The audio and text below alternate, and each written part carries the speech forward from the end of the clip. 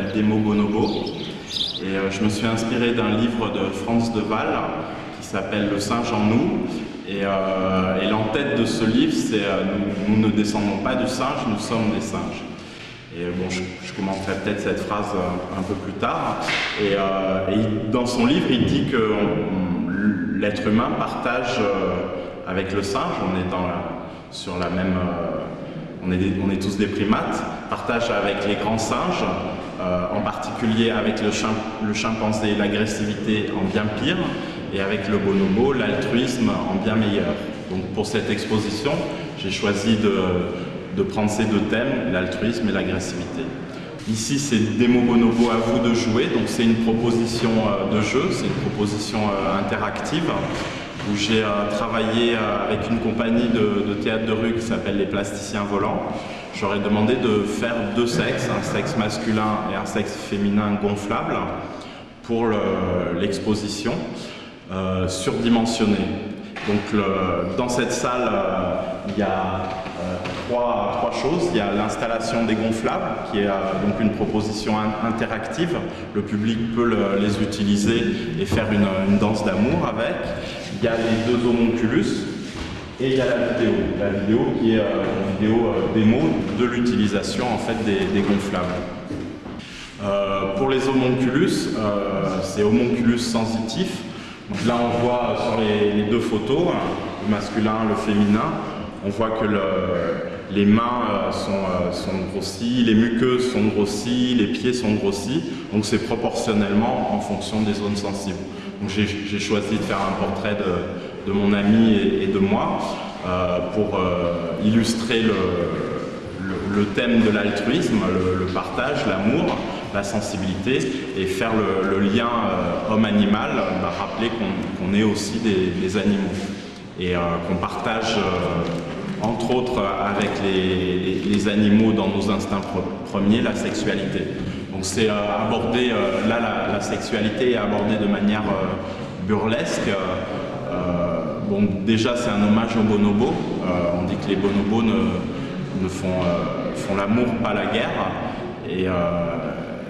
Et je pense que l'espèce humaine est une espèce assez virulente au niveau sexualité. Et je dirais, pour simplifier, qu'on pense tous à ça, on pense tous au sexe, mais on n'ose pas toujours le dire, c'est notre culture qui ne nous permet pas. Et bon, moi je dépasse ça, je transgresse ça, au lieu de ne pas montrer la sexualité, au lieu de ne rien dire, et ben je la montre de manière grossière, surdimensionnée, comme dans les homonculus, un petit peu proportionnellement à notre pensée en fait. Donc ça donne ces deux gonflables.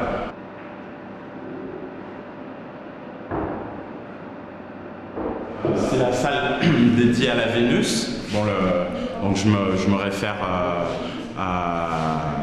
aux traditions grecques et latines. Pour les traditions latines, c'est Vénus. Pour les traditions grecques, c'est Aphrodite. Donc c'est la déesse de l'amour et la déesse de la beauté. C'est la gardienne des jardins, la gardienne des parcs, des jardins, de la végétation. C'est une grosse évocation sexuelle aussi.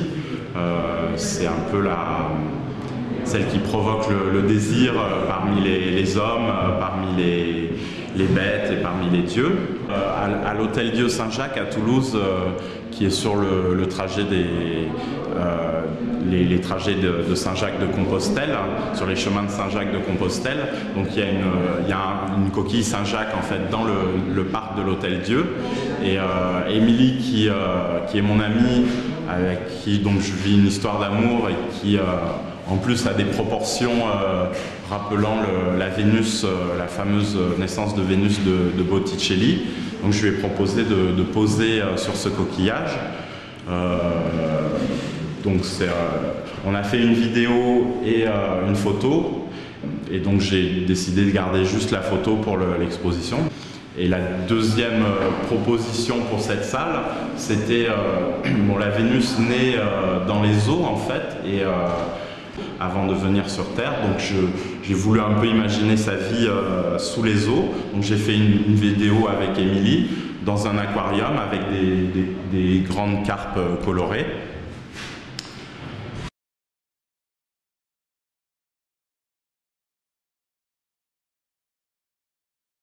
Donc là, on est dans les toilettes, toilettes lavabo de l'expo. Et là, donc la dénomination de la salle, c'est Démo Bonobo toujours, et après le sous-titre, c'est le stade du miroir. Donc je me réfère à la reconnaissance de l'être humain dans le miroir, mais aussi à la reconnaissance du grand singe, à savoir qu'on partage en tant que primate du genre humain et primate du genre non humain, pour les grands singes et en particulier aussi pour les bonobos, on partage la reconnaissance du miroir, dans le miroir. Donc j'ai remplacé le miroir des toilettes, un peu un lieu où on se refait beau, où on se préoccupe de notre image. Je l'ai remplacé par un écran plasma dans lequel je passe des images d'un singe qui se regarde lui-même dans une vidéo. Donc lui, il se sert de la vidéo comme miroir, mais c'est une mise en abîme. Il nous renvoie à nous une image un peu de clown et sur notre image à nous. Et je parle, c'est un renvoi à nos origines aussi, et j'évoque éventuellement aussi sur la reconnaissance peut-être l'origine ou l'enfance de l'art.